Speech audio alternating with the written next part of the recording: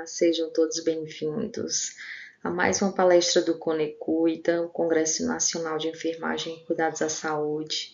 Eu sou Francisca Moraes, venho trazer para vocês a palestra sobre como a expertise técnica da enfermagem qualifica o foro humanizado. Quem sou eu? Sou Francisca, graduada em enfermagem, gestão hospitalar e pedagogia. Sou auriculoterapeuta, sou especialista em furo humanizado e bud piercing. Sou pesquisadora, então tenho diversos trabalhos publicados.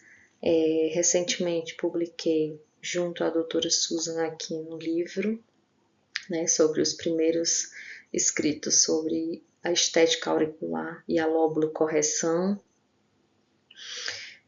Tenho diversas especialidades como enfermeira, sou empreendedora, logicamente, né? Trabalhar com furo humanizado e auriculoterapia também demanda empreendedorismo por parte da enfermagem.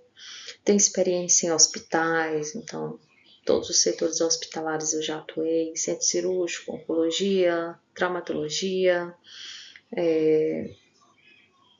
UTI, enfim, todos os setores hospitalares. Já trabalhei em UPA, em home care, em postos de saúde, policlínica e atualmente eu sou enfermeira da maternidade Escola Assis Chateaubriand em Fortaleza, Ceará, que é referência, né, na saúde materna e infantil aqui no estado do Ceará.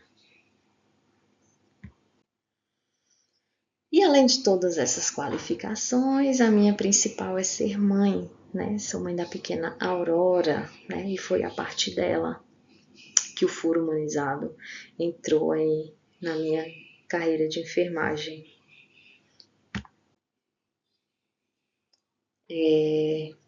Vou conceituar para vocês o que é o furo humanizado, falar um pouquinho do histórico, tá? O furo humanizado, ele é diferente, né, do tradicional, aquele realizado com pistolas, em farmácias, em clínicas, em estúdios, em lojas, né, na rua. Enfim, ele é diferente. Por que ele é diferente? Por que traz esse nome de humanizado? Porque ele vai considerar o bem-estar integral da criança, né? Vai respeitar o tempo das famílias, vai utilizar material estéril, ambiente calmo, né? Acolhedor, e essa prática ela se baseia nos pilares da escutativa, do acolhimento, da biossegurança, do respeito à autonomia familiar, enfim. Né? E o furo humanizado é uma prática que vem crescendo no Brasil, né? Impulsionada pela busca das famílias por experiências de cuidado mais seguras, mais acolhedoras, mais respeitadoras, né? Respeitosas, perdão, né? E este movimento ele não é só uma tendência estética, né? É uma oportunidade realmente real de que a atuação profissional com base em princípios técnicos, éticos e humanos, né? Para a enfermagem.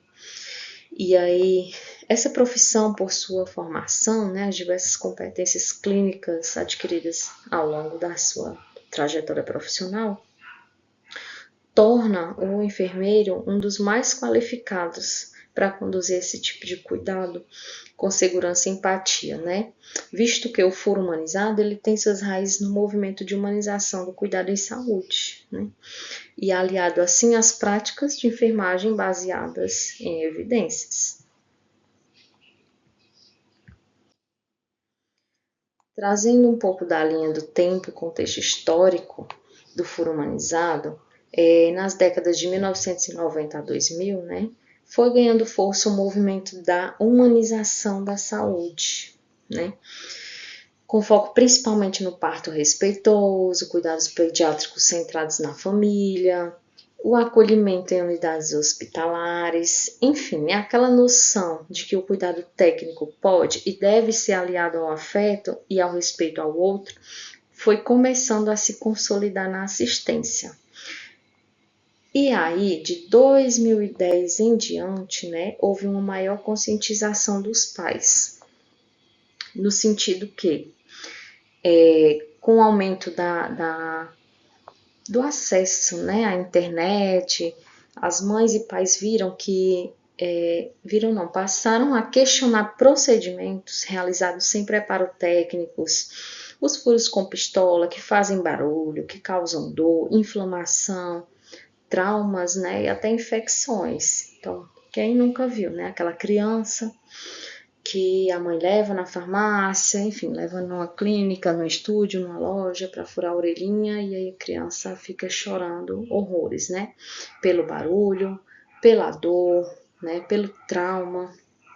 Eu lembro claramente de quando foram furar minha orelha, né? Eu criança, acho que eu tinha uns 3 anos mais ou menos, 3, 4 anos, e eu nunca esqueci.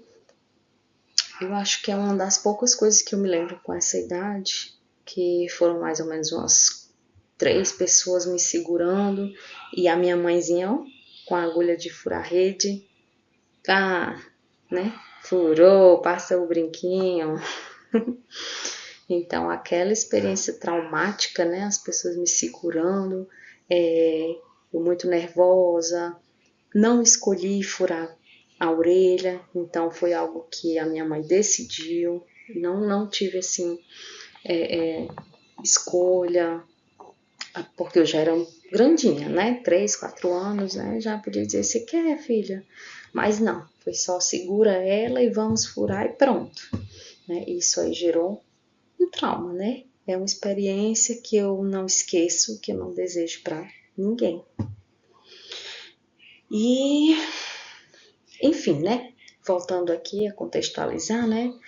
Nesse movimento aí de 2010 em diante, com essa evolução, né, do acesso à internet, foram chegando até as pessoas a questão, né, dos relatos de complicações, de experiências traumáticas, né, como essa que eu falei agora.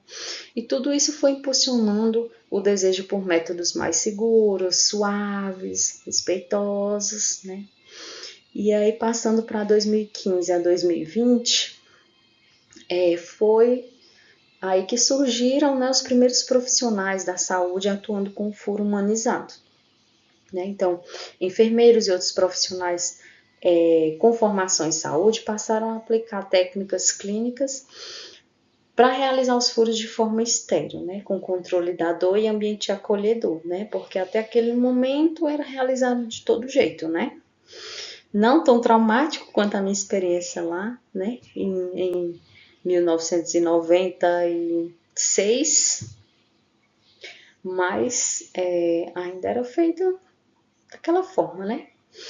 E aí os profissionais da saúde, né, foram identificando que isso não estava legal e iniciando aquela questão, né, de fazer um procedimento estéril para diminuir as infecções, tentar controlar a dor com alguns métodos analgésicos, farmacológicos e não farmacológicos e o ambiente acolhedor, né. E aí o termo furo humanizado começou a partir daí, né? Ser difundido em redes sociais, principalmente entre idosas, consultores materno-infantis, enfermeiros e profissionais integrativos. E atualmente, né? Como que anda essa situação? Então, atualmente o furo humanizado ele encontra-se em expansão, né? E regulamentação informal. Né? Nós vamos falar das leis um pouquinho mais à frente, mas vocês vão ver que não há uma legislação específica, nem para enfermagem, nem para farmácia, nem para fisioterapia, enfim, para nenhum profissional. Mas cada um vai se baseando, vai se respaldando como pode nessa prática, tá? E acredito eu, né, e os meus colegas que também atuam, que são especialistas em furo humanizado, que isso assim não vai demorar, né? Essa regulamentação, essa efetivação, porque é uma área que já possui bastante protocolos, né? Guias, como eu falei do meu livro, né? Junto da doutora Susan e outros autores, que os primeiros achados, né? Os primeiros escritos sobre a estética auricular e a lobocorreção. Então, assim, já está começando também uma evolução na literatura científica. Enfim, estamos caminhando aí para regulamentação formal, tá? Mas até o momento, até hoje, no mês de maio de 2025 ainda não há, tá? Nada específico. Passando aqui para o próximo. Pronto, algumas competências da enfermagem que vão qualificar-nos, né, para o furo humanizado. Quais seriam essas competências, né? Bom, a enfermagem se enquadra perfeitamente nessa prática, por envolver cuidados com a integridade da pele, controle da dor, acolhimento, a criança e a família. Então, tudo isso já é da nossa prática, não é nada de diferente, né? Nada de novo, né? Mas especificando algumas competências, né? O controle da dor com técnicas não farmacológicas, isso o enfermeiro já usa, né? Então, colocar o neném ao seio, questão de posicionamento, questão de um ambiente calmo, né? Então, musicoterapia. O enfermeiro já dispõe de diversas estratégias, né?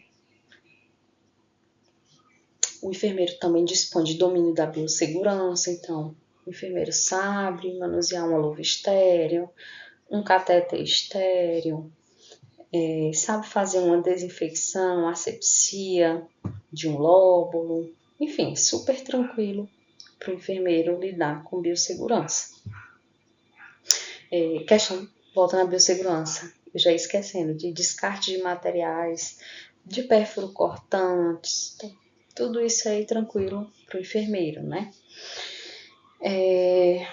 Terceira competência, noções anatômicas para evitar complicações. Isso o enfermeiro dispõe, né? Desde o início da graduação, nós somos levados, né, a estudar a questão da anatomia e o enfermeiro conhece, né? Sabe reconhecer uma vascularização, uma inervação do pavilhão auricular. Então, tranquilo também para fazer esse procedimento. Técnica estéreo, né? Já mencionei ali junto do domínio da biossegurança, então o enfermeiro também domina a técnica estéreo perfeitamente. E por fim, o acolhimento e escuta sensível, né? No trato com os pais e bebês. Então, isso também é domínio do enfermeiro, então, com todas as idades, né? Para correr dessa forma. Claro que tem aqueles mais impacientes, né? Aqueles mais estressados, estão cansados, né? Enfim, a gente sabe que a profissão do enfermeiro hoje não é fácil, né? Tem diversas situações que levam o profissional ao desgaste, mas enfim, né? O enfermeiro é aquele profissional que tem sim nas suas competências uma escutativa e sensível no trato com as pessoas, isso é inegável. Passando aqui, pronto, aqui eu trago algumas das legislações, né? Como eu mencionei anteriormente, não há nenhuma base legal fixa formada para nenhum profissional, então não só o enfermeiro, como todas as profissões que praticam o furo humanizado, não tem essa base, porém cada profissional vai se respaldando como pode, né? Então a enfermagem tem a seu favor a Lei 7.498 de 1986, que é a Lei do Exercício Profissional da Enfermagem. Nela, o enfermeiro vai se basear principalmente no artigo 11, né? Que vai trazer as atividades privativas do enfermeiro. São aquelas de maior complexidade técnica, que vai exigir mais conhecimento de base científica, a capacidade de tomar decisões imediatas, porque mesmo num simples furo de orelha, pode ocorrer alguma intercorrência, e aí o enfermeiro é o profissional capacitado para tomar essa decisão imediata e solucionar o problema ou minimizar danos, né? Vem aí também em segundo plano a resolução do COFEN, a 564 de 2017, né? Código de Ética dos Profissionais de Enfermagem, no seu artigo 17, que vai dizer o quê? Que o enfermeiro ele pode empreender e atuar de forma autônoma, desde que respeite os princípios legais e técnicos da profissão, tá? E o artigo 22, que vai dizer que é dever do enfermeiro, né, do profissional de enfermagem, garantir a segurança e bem-estar dos pacientes durante a prestação de cuidados. Outro tipo de legislação que nós podemos basear a nossa prática são os pareceres regionais, né? Então, alguns CORENs, né, Conselhos Regionais de Enfermagem, já têm um posicionamento com relação ao furo humanizado, tá? Então, cada profissional vai buscar lá junto ao seu COREN o que ele já disponibiliza sobre o furo humanizado, sobre esse procedimento. E, por fim, eu trago a RDC número 55 de 2008, 2008, né, que vai falar da questão da modificação corporal por perfuração da pele, né, que inclui aí o lóbulo auricular, o furo humanizado, o brinquinho. A RDC, ela não vai especificar furo humanizado. Não, lá não está falando isso, está falando modificação corporal por perfuração da orelha, né? Porém, vai trazer alguns aspectos bem importantes, que é a questão do uso de material esterilizado e descartável, higiene adequada, uso de EPIs, o ambiente físico, como que deve ser o ambiente para realizar essa prática, o que deve dispor, né? E principalmente o que? A capacitação dos profissionais para realizar esses procedimentos. E uma coisa bem importante, que não foi tratada nas legislações que eu já mencionei, é a questão da documentação mínima e orientação dos clientes. Então, essa documentação mínima é para o seu respaldo e para a segurança do paciente. Ao longo dessa palestra eu vou falando algumas documentações também que são importantes. E a questão das orientações, né?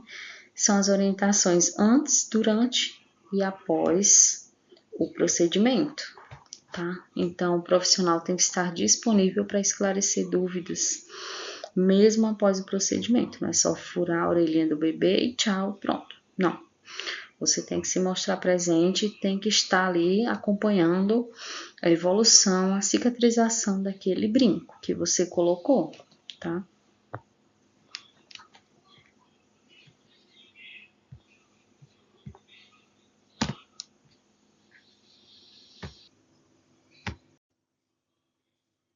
E sobre o furo em bebês, né? Que nós sabemos que não é proibido, contudo, nas maternidades não é mais permitido, né? O neném já sair de brinquinho, não pode mais, tá? A literatura ainda não traz um consenso com relação à melhor idade para se furar, se colocar o primeiro brinquinho. Então, algumas literaturas falam a partir dos 2 meses, que é quando o bebê tem tomado as primeiras vacinas, né? Além daquelas hospitalares que a gente já conhece. Outras literaturas recomendam um certo peso, outras recomendam a partir de 15 dias de vida, enfim. Então, ainda não há um consenso. Enquanto isso, a gente sabe que não é proibido, né?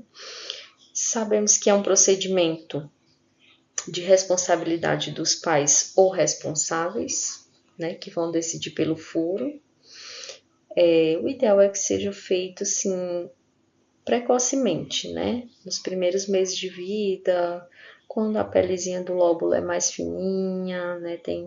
A criança vai sentir menos dor, né? Falando anatomicamente. Mas, enfim, é uma decisão dos pais, quando eles acharem adequado. Pode furar 3, 4, 5 anos, 6 anos, 14 anos? Pode, não tem uma idade certa para o primeiro brinquinho. Quem vai decidir isso são os pais ou responsáveis legais, tá?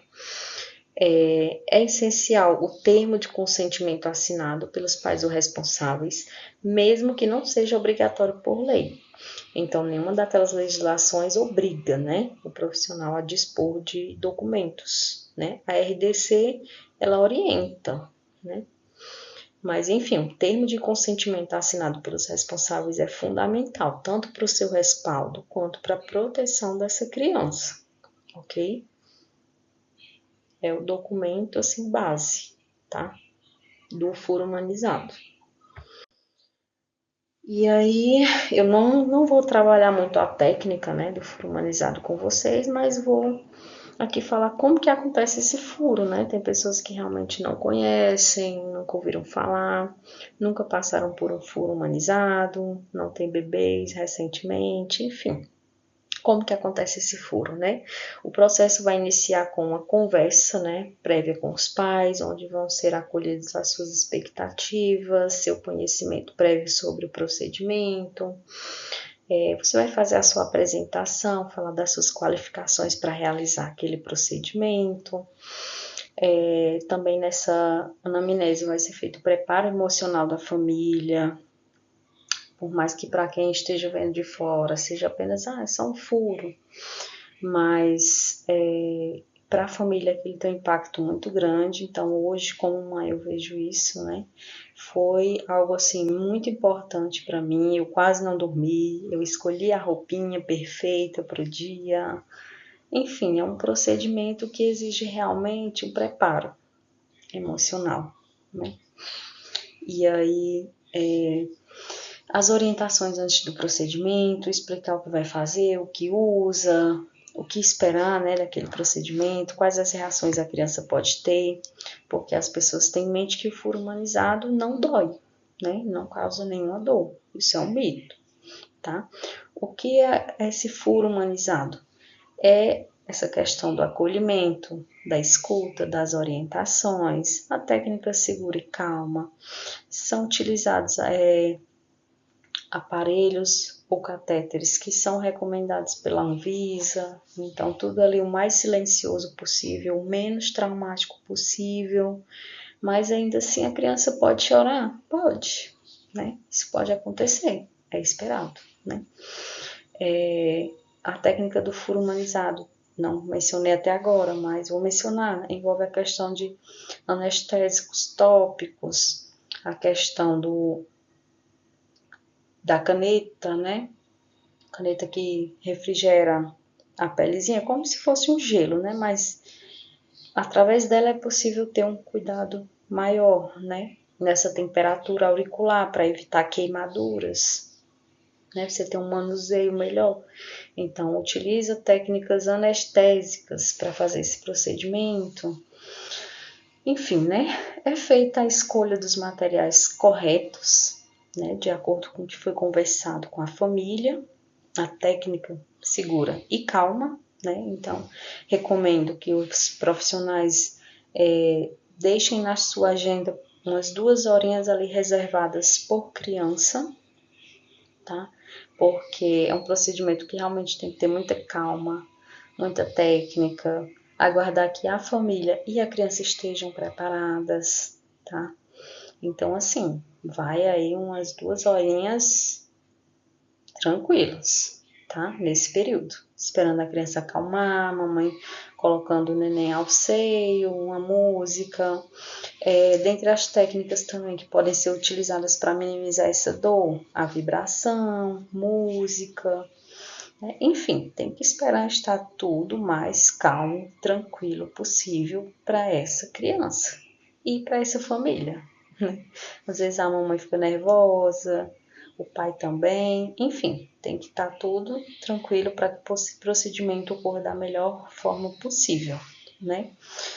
E o furo humanizado também vai envolver o pós-cuidado e acompanhamento. Então, como eu já falei antes, né? Não é só furar e tchau.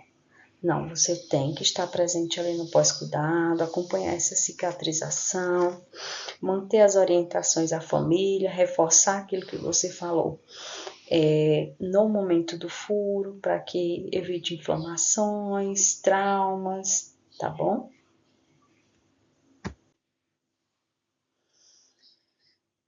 Com relação à ética, né? Cuidado e autonomia familiar. Então, como eu falei, é importante ter esse consentimento da família. Então, independente da idade, desse furo humanizado, desse primeiro brinquinho, o ideal é que tenha o consentimento dos responsáveis legais, tá? E esse consentimento verbal e escrito, tá? Então, vamos providenciar aí os termos de consentimento, tá? Não é só falar, eu quero furar a orelha do meu filho, não adianta. Tem que ter um termozinho assinado, tanto para o seu respaldo como profissional, quanto para a segurança, para a proteção daquela criança. E aí pode ser utilizado duas vezes, uma para você, uma fica no seu, na sua guarda e outra fica com a família, tranquilo, tá? Duas cópias, como que fosse uma pesquisa, né? Quando a gente faz pesquisa científica, TCC, monografias, o termo de consentimento fica um com o pesquisador e um com o participante. Mesma coisa no foro humanizado. Um consentimento fica com o profissional e outro fica com a família. Nesse momento também devem ser acolhidas crenças e medos. Então, acontece muito chegar a mãezinha com o brinco que a vovó deu, né? E aí você tem que acolher, nossa, que legal, tal, mas ao mesmo tempo explicar que aquilo não é seguro para a criança, que tem que ser um brinco estéril para evitar infecções, que mais à frente aquele brinquinho vai ficar perfeito, né? Quando houver a cicatrização desse lóbulo, tá? Acolher os medos, né? E aí, voltando à questão também do consentimento informado. Então, depois que o enfermeiro faz a marcação, ele deve conversar com a mãe, mostrar para a mãezinha, olha, para a mãe e para o pai, para o responsável, enfim, para quem estiver com aquela criança. A localização da marcação, tá ok, você acha que está bom nesse lugar? Porque, enfim, às vezes a gente faz toda a marcação, tudo baseado na auriculoterapia, evitando perfurar algum ponto importante de auriculoterapia, faz ali no ponto neutro, tudo bonitinho, mas aí a mãe achou que ficou torto, achou que não ficou legal, ela quer mais centralizado, né? Não só ela, qualquer um que acompanhar a criança. Então, esse acompanhante vai querer que fique mais centralizado o furo, mais para cá, mais para lá, enfim. Então, tem que ter esse consentimento também. Você marca, faz a marcação e mostra para aquele acompanhante, né, para aquele responsável legal pela criança, se tá ok para ele ou ela, tá bom? Esse consentimento também é fundamental, não é só você marcar, achar que tá ok, tá ótimo, fiz a técnica, fiz tudo perfeito, furei, quando a mãe olhou, achou que ficou torto. Então, assim, gente, isso é terrível. Então, sempre obtenham o consentimento, tá? E com relação ao respeito, né? E ao melhor momento para o procedimento. De novo, que eu falei, para cada perfuração, reserva aí umas 2 horinhas na tua agenda, tá? Porque realmente tem que ser o melhor momento para a criança, para a família, tá? Não é só para você, eu tô com a agenda cheia, tenho várias crianças para perfurar, tenho que ir para o meu plantão. Ninguém tem nada a ver com isso, tá? Reserva 2 horinhas para aquele atendimento. Se terminar antes, opa, beleza. Pode avisar para outra cliente que surge um horário disponível, etc. E vai tentando encaixar ali. Mas, enfim, reserva pelo menos ali 2 horas para você fazer esse furo humanizado. Com bastante paciência, tranquilidade, no tempo da criança e da família, ok? E aí, a enfermagem, né? Como protagonista em Novos Cuidados. O que eu posso trazer para vocês, né?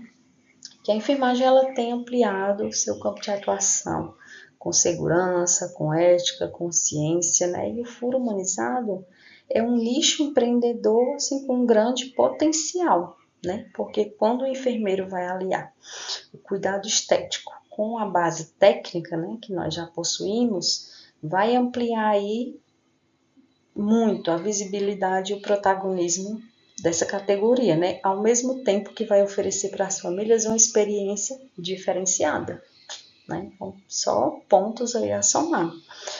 E o furo humanizado também é uma forma de empreender com responsabilidade, né? Vai ser uma forma de ampliar a renda, né? Um extra. E o reconhecimento da enfermagem como profissão transformadora, né? O que traz aí uma valorização e inovação no cuidado. Também não deixa de ser uma importante ocasião para a educação em saúde, né? Você vai adentrar ali naquele ambiente familiar, vai perceber os cuidados que são realizados com a criança, vai poder estar fornecendo-lhe algumas orientações, né? Olhar o calendário de vacinação, ver como é que está a integridade da pele do neném, questão do aleitamento materno, pode até fornecer algumas orientações baseadas na sua experiência profissional, claro, né? No seu conhecimento, na sua capacidade técnica, né? Também não vai chegar lá na casa da pessoa, se metendo em todo, dando opinião, não. Vai fazendo educação em saúde, né? Assim, à medida que for surgindo, né, as dúvidas da família para você, né? Porque eles aproveitam, já que tem um profissional da saúde aqui na minha casa, que bom, né? Então eu tenho dúvidas sobre isso, tenho dúvidas sobre aquilo. Então, assim, vai dando essa força também, porque essa educação em saúde é fundamental, viu? Tem grande relevância. E aí, nós podemos concluir, né, a partir desses conhecimentos adquiridos até agora, que quando você alia técnica mais afeto, você tem um cuidado verdadeiramente qualificado, né? E que a enfermagem, ela está pronta para inovar, né? Não tem que aprender muita coisa não, para poder estar empreendendo aí no furo humanizado, né? Porque quando nós conseguimos traduzir, né, transferir os saberes clínicos, né, que a gente trabalha no hospital, no postinho de saúde, no home care, na UPA, enfim, né, nos diversos ambientes assistenciais em que atuamos, né? Quando a gente consegue transferir esses saberes para um ambiente estético e, além disso, fazer com que ele seja acolhedor, nós estamos reafirmando o nosso compromisso com a saúde, com a ética e com a humanização, né? E lembrando que cada furo é uma oportunidade de construir vínculo, segurança e confiança, né? E aí, eu convido vocês para fazer parte desse movimento do furo humanizado, né? Que mais profissionais de enfermagem possam se inspirar e se sintam empoderados e qualificados para atuar nesse espaço, com técnica, com afeto e com responsabilidade, né? E o que eu deixo para vocês como mensagem final é que quando a técnica encontra o afeto, nasce o verdadeiro cuidado. Enfim, gente, era isso que eu queria trazer aqui para vocês, tá? Deixo aqui ao final da palestra meus contatos, meu e-mail, telefone, tá, WhatsApp. Qualquer dúvida, eu sigo à disposição, tá? Aproveitem esse congresso maravilhoso que está disponível para vocês, tá? Abraços.